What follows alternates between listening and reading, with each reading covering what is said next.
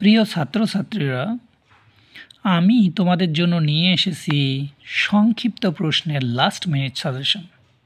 তোমরা যদি প্রত্যেক অধ্যায়েরই আমি যে প্রশ্নগুলো দেব এগুলো যদি খুব ভালো করে পড়ো, তাহলে তুমি এখান থেকেই আমার সংক্ষিপ্ত প্রশ্ন থেকেই 40-এর মধ্যে 35 তুমি 100% কমন পাবেই। তাহলে এই প্রশ্নগুলো তুমি আজকেই শুরু করো।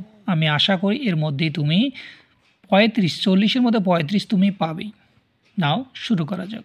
1 নম্বর, ষষ্ঠ অধ্যায় থেকে আমরা আলোচনা করব, প্রত্যেকটা অধ্যায় দেব। 1 নম্বর কোশ্চেন, উচ্চকক্ষ যদি নিম্নকক্ষের সঙ্গে একমত হয় তবে তা অনাবশ্যক, আর যদি একমত না হয় তবে তা ক্ষতিকর। কে বলেছেন? আবেশিয়ে। আইনসভার উচ্চকক্ষ সর্বোচ্চ আপিল আদালত হিসেবে কাজ করে কোন দেশে? ব্রিটেন। বহু পরিচালক বিশিষ্ট শাসন ব্যবস্থার উদাহরণ হলো Switzerland. Spirit of the laws গ্রন্থটি কার লেখা? মন্তেস্কু। আমলাতন্ত্র বলতে কি বোঝো? রাষ্ট্রের প্রশাসনিক কাজে নিযুক্ত আমলাদের দ্বারা পরিচালিত প্রশাসনিক ব্যবস্থাকে আমলাতন্ত্র বলে। অর্পিত ক্ষমতা প্রসূত আইনের সংজ্ঞা দাও। এটা তোমরা জানো, সংজ্ঞাটা দেখে নেবে। রাজ্যসভার সর্বাধিক সদস্য সংখ্যা কত? 250।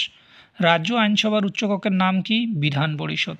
তত্ত্বগতভাবে ক্ষমতা স্বতন্ত্রীকরণ অস্তিত্ব রয়েছে কোথায়? মার্কিন যুক্তরাষ্ট্রে। রাষ্ট্রকৃত্য বা আমলা কাদের বলে? প্রশাসনিক কাজে নিযুক্ত আমলাদের দ্বারা পরিচালিত শাসন ব্যবস্থাকেই আমলা বলে। জিরো আওয়ার কাকে বলে? তোমরা এটা দেখে নিও। আমলাতন্ত্রের দুটি কার্যাবলী উল্লেখ করো। সরকারি নীতি ও আইন এবং আদালতের সিদ্ধান্ত সমূহকে বাস্তবে কার্যকর করা। খ নম্বর, মন্ত্রীদের মতো রাজনৈতিক প্রশাসকদের প্রয়োজনে তথ্য সরবরাহ করা ও পরামর্শ দেওয়া। ছাঁটাই প্রস্তাব কত প্রকার ও কী কী? 3 প্রকার। ক নম্বর, নীতি অনুমোদন সংক্রান্ত ছাঁটাই প্রস্তাব, ব্যয় সংক্ষেপের জন্য ছাঁটাই প্রস্তাব, প্রতীকী ছাঁটাই প্রস্তাব। স্থায়ী প্রশাসক বলতে কি বোঝো? প্রশাসনিক কাজে স্থায়ীভাবে নিযুক্ত কর্মচারীদের স্থায়ী প্রশাসক বলে। দ্বিকক্ষ বিশিষ্ট আইনসভার পক্ষে একটি যুক্তি দাও। দ্বিকক্ষ বিশিষ্ট আইনসভা থাকলে উচ্চ মানের আইন প্রণয়ন করা যায়। নেক্সট, ক্ষমতা স্বতন্ত্রীকরণ নীতির একটি বিপক্ষে যুক্তি দাও। এটা তোমরা দেখে নিও। ব্রিটেনের আইনসভার উচ্চকক্ষের নাম কি? লর্ড সভা।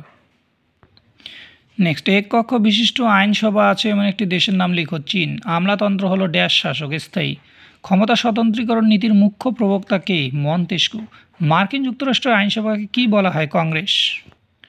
দ্বিতীয় পরিষদ হলো স্বাধীনতার অপরিহার্য নিরাপত্তা। কে বলেছেন? Lord Acton. একক পরিচালকের একটি উদাহরণ হলো মার্কিন যুক্তরাষ্ট্রের রাষ্ট্রপতি। হাইকোর্টের বিচারপতিগণ কত বছর পর্যন্ত পদে আসীন থাকতে পারেন? 62। হিন্দ স্বরাজ বইটি কে লেখেন? M.K. গান্ধী।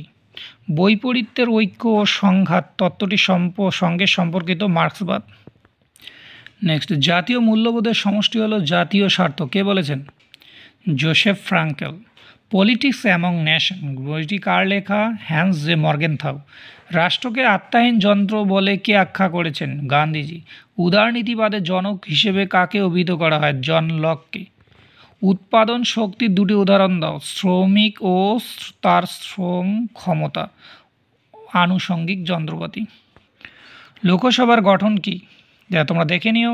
20 ইয়ার্স ক্রাইসিস বইটি কে লিখেছেন? E.H. কার। ক্ষমতা দুটি উপাদান উল্লেখ করো। ভৌগোলিক ও জনসমষ্টি উপাদান। প্রাথমিক প্রকৃতির জাতীয় স্বার্থ কাকে বলে?